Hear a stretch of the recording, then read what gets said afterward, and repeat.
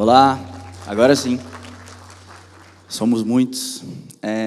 Primeiro, gostaria de agradecer a Superlógica por ter proporcionado essa possibilidade de vir falar aqui sobre design e agradecer a todos vocês por terem escolhido ficar aqui nesse palco diante de tantas boas palestras lá fora. O meu nome é Anderson Gomes da Silva, algumas pessoas me chamam de Anderson Silva, outras pessoas me chamam de Gomes, tá bom? Atualmente eu trabalho na Use como Head de Design.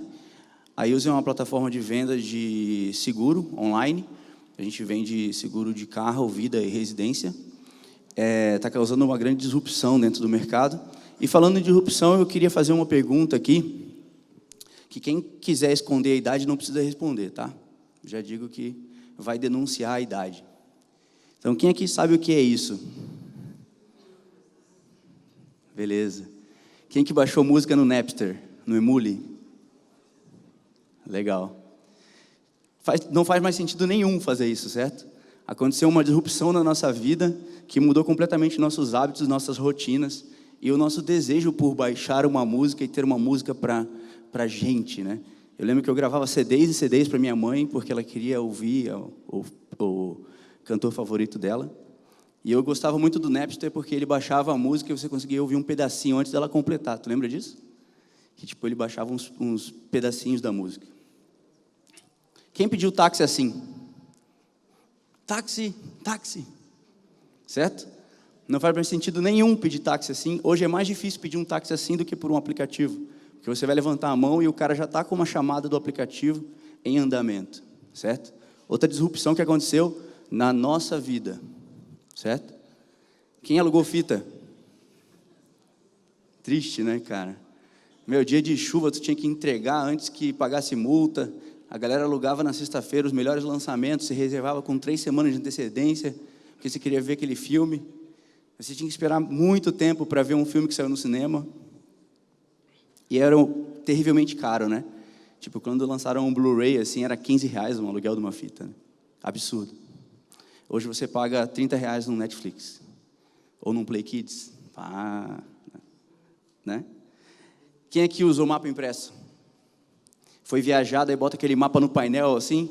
Aí tu, puta, estamos indo pro lado errado. Estamos indo pro lado errado, o cara ferrou. Tá dando uma microfonia aí. Ferrou, estamos indo pro lado errado. A gente achou que a gente estava nessa estrada, não estamos mais nessa. E isso não faz o menor sentido hoje, certo? Esse passado que eu estou falando não faz muito tempo, certo? Sei lá, 10 anos atrás acontecia isso. E é muito interessante perceber que essas mudanças, essas disrupções estão acontecendo, e elas não acontecem no mercado, elas acontecem na vida das pessoas. O que é disrompido é o comportamento das pessoas. Não é assim, a empresa faturou 1 bilhão, fez uma disrupção. Faz uma disrupção quando muda o hábito das pessoas. Certo? Então, eu vejo, muita gente me procura falando, cara, eu estou com uma startup, eu quero fazer uma grande disrupção no mercado, me ajuda, através do design a gente pode conseguir, eu quero entender meus clientes. Cara, qual que é o seu propósito? Você realmente quer causar uma disrupção na vida das pessoas, ou você quer causar uma disrupção no seu modelo de negócio e botar dinheiro no bolso? Você realmente está querendo impactar a vida das pessoas? Né? E é muito comum, assim, as pessoas ficarem vasculhando números e números, procurando essa resposta. Essa resposta não vai estar nos números. Não vai estar nos números. Porque o número, ele mede o que aconteceu no passado, e ele mede o que você botou para medir. Certo? Se você não sabe o que você vai colocar para medir, você não sabe o que você quer encontrar. Não adianta, se você não sabe para onde você quer ir, qualquer caminho tá bom. Certo? O número pode ajudar, tá? Eu concordo que o número pode ajudar quando você sabe o que você está procurando, mas o número não vai te dizer o que as pessoas precisam para causar essa próxima disrupção. Por quê? Porque nem tudo que importa é mensurável e nem tudo que é mensurável importa. Você pode ter uma tonelada, gigas e gigas, teras e teras de dados e ter 1% dos dados que importam. E você pode ter coisas muito sutis na vida das pessoas que não são mensuráveis. Como é que você mensura o amor pela sua família? Sabe? Como é que você mensura o teu apego pela sua segurança? A Use vem de seguro. Como é que eu mensuro o que as pessoas estão comprando? Elas estão comprando tranquilidade, Estão comprando que, tipo, se algo acontecer no meio de uma BR, lá no meio do mato, vai chegar um guincho da Uzi e vai resgatar o cara, certo? Como é que você mensura a tranquilidade, por exemplo? Pesquisa também não vai resolver. Não adianta você mandar um questionário para todos os seus clientes falando, e aí, o que você quer que eu faça para você? Eles também não sabem qual é a próxima disrupção. Quando a gente alugava fita, a gente não sabia que a gente queria um Netflix. Quando não existia o iPhone, a gente não sabia que a gente queria um iPhone. Quando não existia o Spotify, a gente não sabia que queria o Spotify. A gente queria que o Napster baixasse mais rápido as músicas, você lembram disso?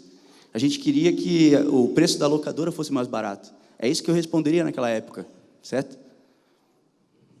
E as pessoas mesmo não vão saber te dizer. Por mais que, eu mandei uma survey, o questionário é meio, não é a realidade, as pessoas respondem, mas não é bem exato. Mesmo que você vá até as pessoas pessoalmente, elas não vão saber te dizer qual é a disrupção que elas precisam na rotina delas. Então, tudo isso se resume à percepção sobre os comportamentos. Você tem que ter, dentro da sua empresa, a percepção sobre os comportamentos do público que você quer atingir, certo?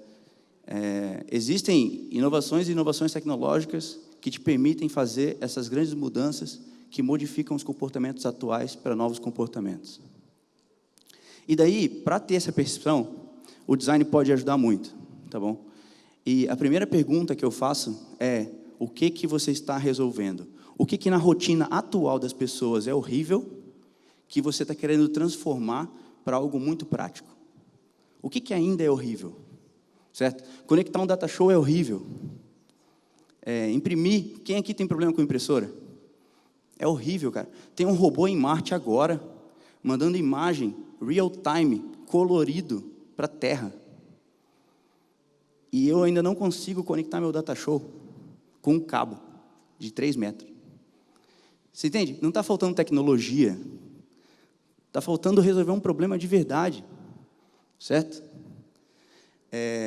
E do problema que você está resolvendo? Você está realmente resolvendo um problema das pessoas ou você está preocupado com os seus KPIs, com os problemas da sua lucratividade?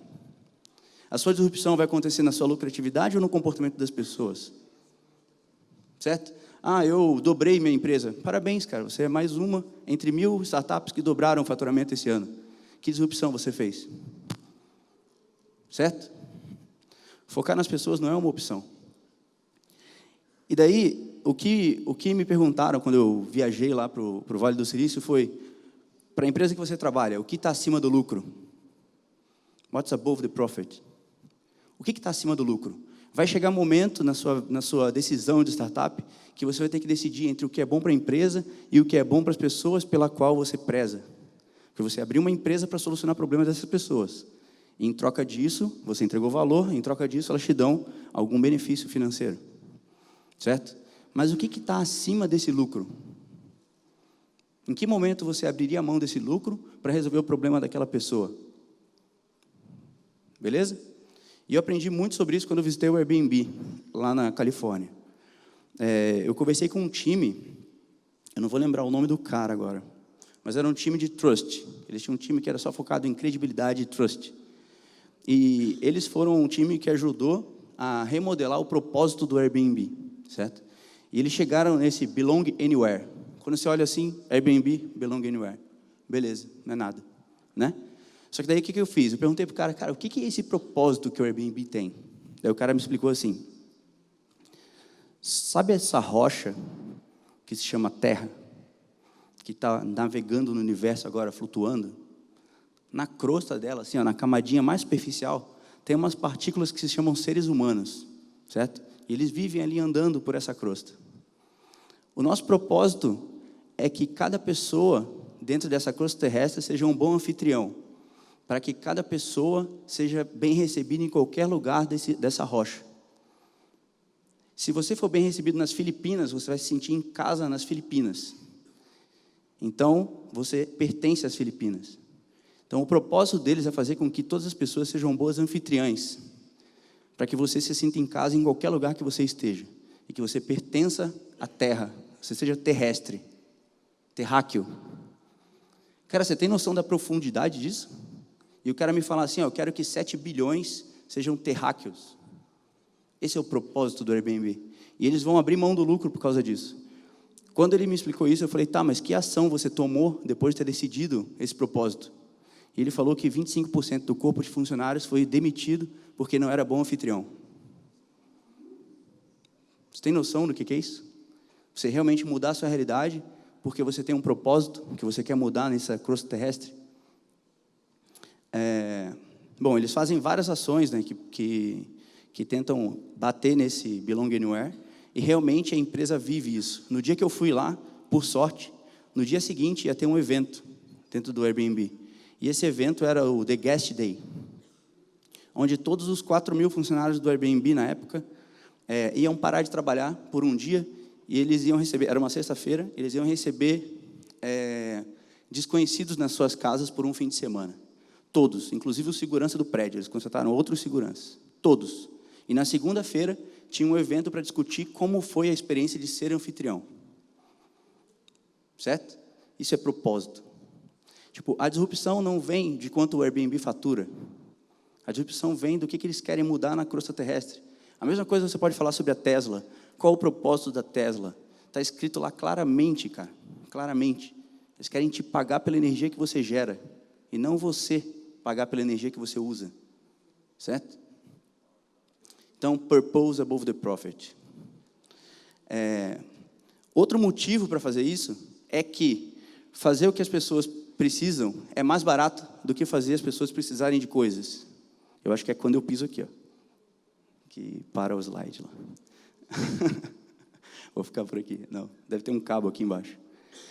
Agora parou tudo aqui, meu querido.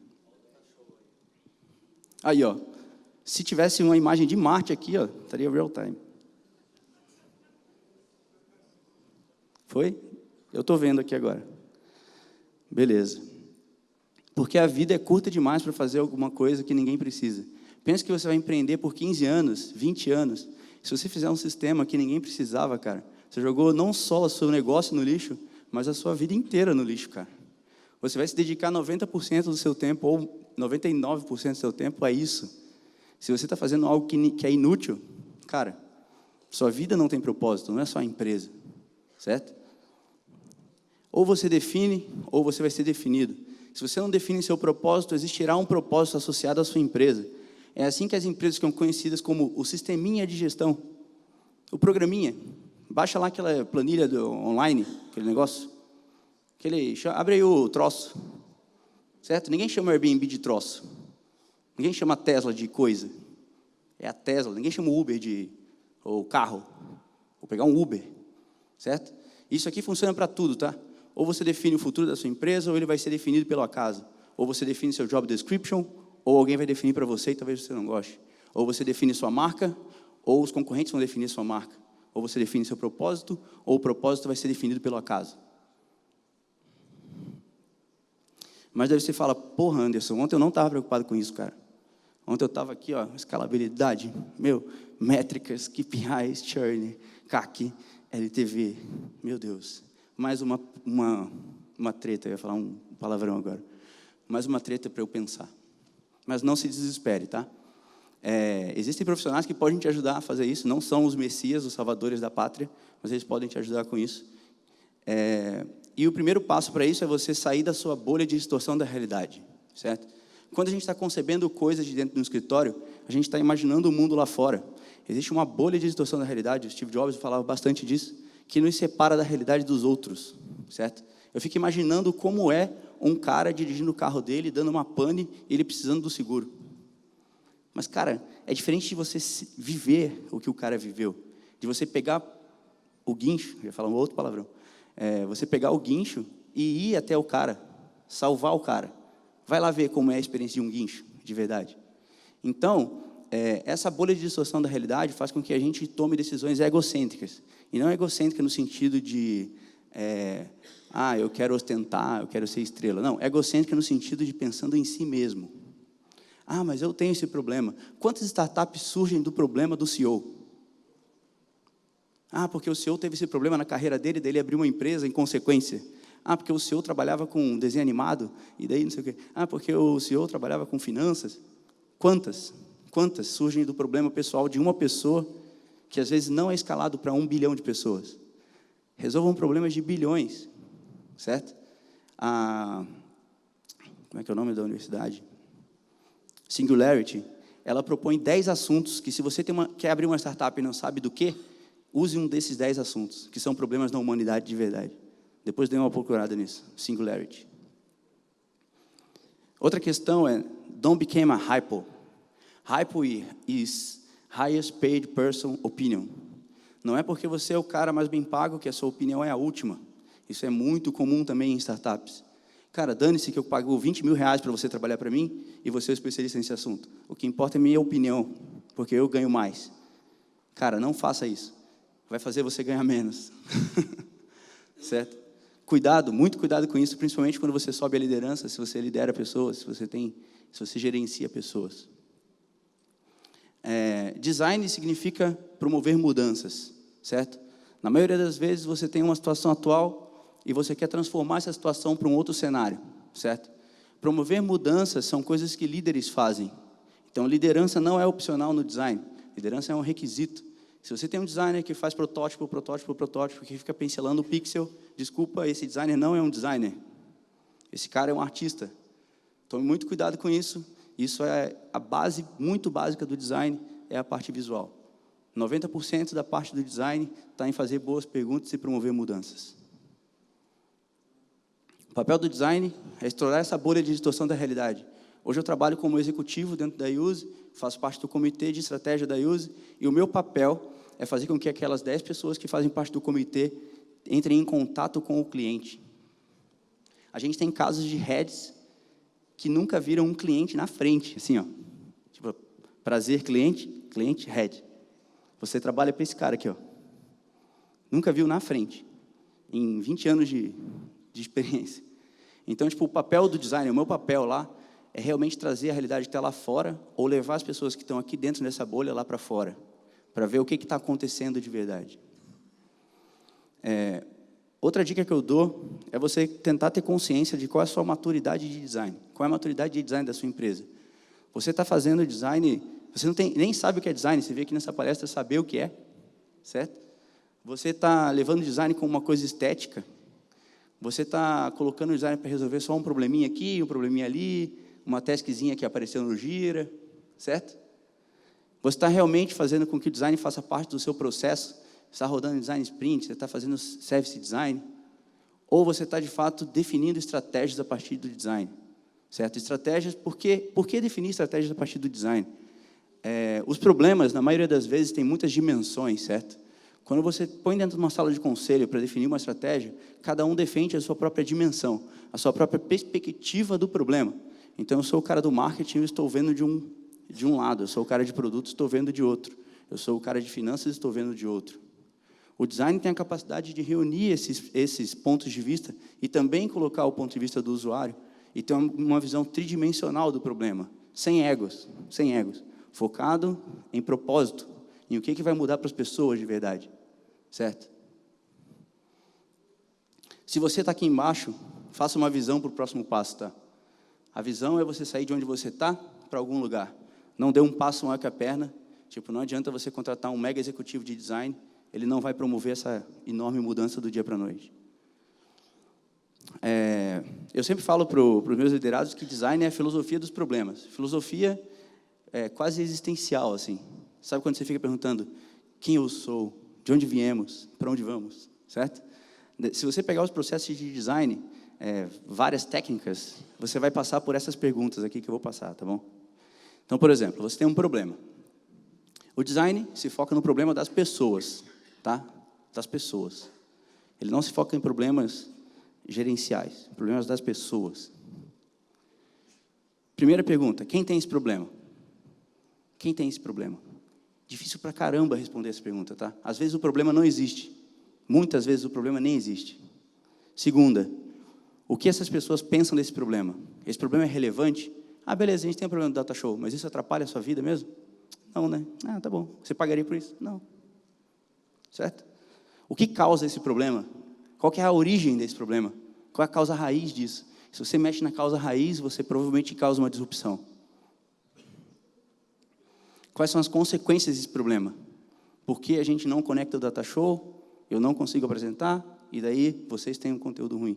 Enfim, vou parar de pegar no pé do cara do data show. Vou botar outro problema. Quais são as consequências do problema, certo, para o seu cliente? Quanto custa isso para ele hoje, certo? Quanto custava alugar uma fita? Mas não custava em R$15, custava em energia, cara. Você tinha que sair na chuva, entregar aquela bagaça. Ou você ia pagar uma multa que era o dobro do valor do que você comprou, certo? Quem é impactado por esse problema? Beleza, esse problema fica só com essa pessoa ou a família dele é impactada? A comunidade dele é impactada? Os professores dele, os funcionários dele são impactados? Como é viver esse problema? Como que é estar na pele do cara agora? Vou lá, no meio da serra, vou desligar meu carro e vou chamar a Yuzi. Como é estar na pele do cara que tem o problema? Isso é um papel muito importante do design, tá? Como normalmente se resolve esse problema? Sem a sua solução. Qual é o comportamento atual? Como é que qual o way out que ele toma hoje para resolver esse problema? Quanto eles vão pagar se você resolver esse problema? Cara, se eu resolver esse problema para você, você me daria R$50? Beleza, tá ótimo. Esse tipo de descoberta é muito difícil para calibrar preço. E eu vejo muitas empresas fazendo preço por tentativa e erro. Vai. Aí a campanha de marketing vai bem, vende bem. Aí a campanha de marketing vai mal, vende mal. Aí fica naquela experimentação eterna de tentativa e erro. E se resolvêssemos esse problema assim? Aí começa uma parte hipotética. E se a gente fizesse assim? E se não funcionou? Qual foi o problema dessa coisa que não funcionou? E desse outro jeito, resolve? A nível de protótipo ainda, eu não codifiquei nada, eu nem abri empresa, sabe? Não tem as preocupações de uma empresa ainda. Como replicamos essa solução para muitas pessoas? Como que eu resolvo daqui para frente, não só para essa pessoa? As pessoas estão mais felizes sem esse problema? Realmente mudou a qualidade de vida deles? Certo? Antes de existir o Google Maps, você não tinha um satélite no bolso. Agora você tem. Qual é o próximo problema? E daí começa o ciclo novamente. Isso é muito comum nas sprints de design, tá bom? Então, design não é um departamento, que você pega um monte de gente criativa, coloca lá no canto e fala assim, faz umas peças legais aí. Estou precisando dessa apresentação aqui, preciso que você dê um tapa no visual. Certo? Design é um comportamento. Design é a forma como você faz as coisas, é como você pensa no propósito da sua empresa, é como você descobre que valor você entrega, certo? É uma forma de conquistar isso, uma forma de fazer isso. E daí tem todos os pilares, né, que geram uma design philosophy, tá? Então, o primeiro pilar é empatia. Então, o design não é self-centered, ele é para o outro, certo? Se você tem faculdade, provavelmente você faz parte de 5% da população, se você fez uma faculdade decente, tá? Então, provavelmente você não está fazendo algo para as pessoas. Se você está aqui, nesse evento agora, você é uma anomalia na sociedade. Você tem que fazer coisas para as pessoas que veem Caldeirão do Hulk, que estão vendo Ana Maria Braga, estão lá fora, certo? Viver o problema é outro princípio do design, de imersão. Perguntar perguntas inocentes. Por que esse problema existe? Mas para que a gente está fazendo isso? Experimentar a custo baixo. Experimentar muito rápido, uma questão bem científica mesmo, experimentos. Comunicar claramente, que é diferente de você comunicar para um público elitizado, né, de linguagem. Aqui vem muitas questões de usabilidade, né? E fazer isso ser escalável. O design, em sua essência, é escalável. Mas qual que é a diferença entre um líder de design e outros líderes, né? O que acontece, tá? Eu vou generalizar aqui, mas vocês vão perceber que vocês veem em muitos líderes essas características, tá? Não vou dizer que todo líder que não é designer é assim, mas são características bem comuns, tá? Então, por exemplo, é muito comum você ver competição, mas o líder de design ele tem que ouvir e entender, ele tem que colaborar. Todos aqueles princípios que eu falei estão aqui, ó. Um líder de design tem que ter essas características. Você dar o problema e você imergir no problema, essa é a diferença. Você setar premissas baseadas no seu ego e você quebrar premissas, perguntando perguntas inocentes. Você ir diretamente para uma solução rápida e você ir para uma solução validada. Você fazer uma comunicação elitizada só para algumas pessoas, que só algumas entendem. Lá na Yuzi a gente chama de segurez. que é a linguagem dos seguros, apólice, sinistro, essas coisas. E você fazer uma comunicação fácil de entender.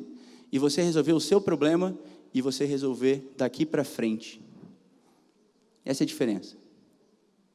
Então, se você quer pensar como um designer, eu recomendo essas 5 coisas. Repense o problema, seja curioso, faça experimentos, peça ajuda, humildemente, para outras áreas. E isso é um processo escalável. É muito comum, dentro da sala de conselho, eu ser o cara chato que pergunta o porquê. Tá, isso é um fato ou é uma opinião sua? Eu, lá na USE, sou o cara do porquê. Parece aquelas crianças de 5 anos. Mas por quê? Mas por quê? Mas por quê? Certo? Outra coisa que é muito comum também é a gente pensar nessa tríade, né? Então, a gente tem um pensamento bem cartesiano que fala assim, existe o business, existe user needs e existe a tecnologia. Aqui tem uma série de assuntos de business, tem uma série de assuntos de user need, tem uma série de assuntos de tecnologia. Mas o mundo real não é assim, cara. O mundo real não é assim. Isso aqui é uma visão cartesiana. Cartesiana é aquela visão que você separa no eixo X e Y, você começa a rotular. Daqui para cá é isso, daqui para lá é aquilo. Não existe para cá e para lá. Você de tecnologia tem que entender o que é uma persona, você tem que entender o que é um LTV, tem que entender o que é um CAC, você tem que entender de negócio, tem que entender de tecnologia. Não existe mais. O que existe agora é um conhecimento humano. Não existe conhecimento diário. Quando você se forma em alguma coisa, você não deixa de ser o ser humano capaz de resolver o problema. Você é o mesmo ser humano capaz de resolver um problema, só que a diferença é que você tem um cinto do Batman com a sua profissão, com uma série de ferramentas para resolver o problema. Se formar não é formatar. Se formar é ter mais ferramentas para resolver os problemas, certo? Então, a gente está falando aqui de ciências humanas, certo? De um conhecimento universal, de um crescimento exponencial, mas não estou falando do seu lucro aqui, tá? Estou falando de um crescimento humano exponencial. Tipo, pensa o quanto de impacto em horas que o Spotify economizou e quanto de banda ele economizou depois de existir, certo? Pensa quanto que o Netflix economiza de tempo das pessoas. Pensa quanto que o Google Maps economiza de tempo das pessoas. Estou falando do crescimento exponencial da humanidade aqui, cara. Certo? E o pensamento sistêmico, não cartesiano, mas interligado. E daí eu queria deixar uma provocação aqui, que é assim, a gente normalmente cria empresas focadas no nosso ego. E isso vai se tornar cada vez mais grave nos próximos 10 anos, tá? Nos próximos 5 anos. A gente ainda está promovendo mudanças para a nossa geração. Do tipo, eu estou resolvendo problemas porque eu usei mapa lá atrás, certo? Porque eu compro seguro da forma tradicional, mandando uma papelada. Entendeu? Eu ainda estou resolvendo esses problemas que eu entendo sobre. Só que daqui a 5 anos, 10 anos, nós vamos ser os dinossauros de hoje. Que a criança vai estar falando, a criança que agora é adulto, vai estar falando para a gente, cara, você não sabe o que é isso? Nossa, cara, quem aqui sabe o que é isso? Beleza, quem já jogou isso? Percebe que tem algum problema que vai acontecer em breve. Tem uma cultura baseada nisso que está surgindo agora, cara. E que se você não entender, você vai ficar para trás, você vai ser um dinossauro. E digo mais, o crescimento e a velocidade disso aqui é exponencial, tá? Não é linear. Então, se você não está fazendo agora, amanhã é mais grave, em dobro. Beleza? Isso aqui, quem sabe o que é? Quem já usou? Vou falar o que é isso, tá? Para a galera não sabia. Esse aqui é um Minecraft, tá bom? Que é um jogo, um sandbox que você pode construir um mundo, certo? E tem crianças e crianças arquitetando o mundo dentro disso aqui, certo? Os arquitetos do mundo virtual estão nascendo num mundo totalmente pixelado ainda, certo? Mas quando a gente juntar isso aqui com isso aqui, quem vai definir o mundo?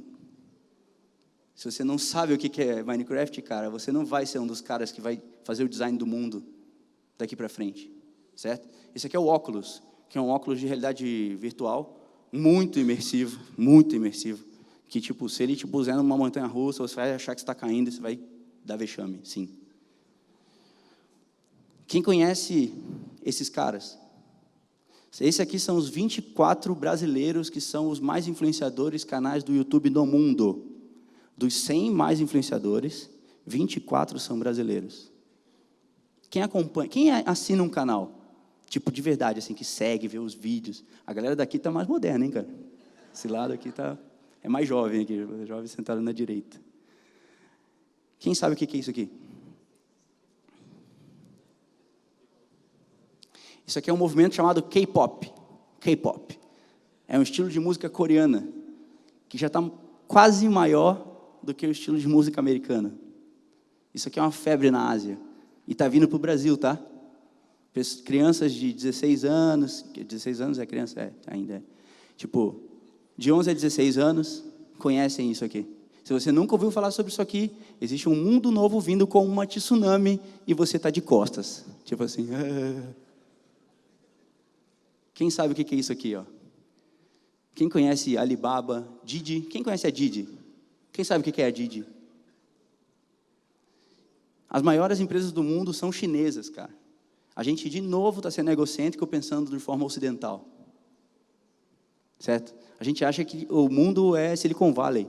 Mas, cara, o mundo é a Ásia agora. Desculpa, não é que vai mudar. Já mudou, meu querido. Já mudou. E muitas dessas empresas aqui vão acabar sendo engolidas. Engoliu, matou.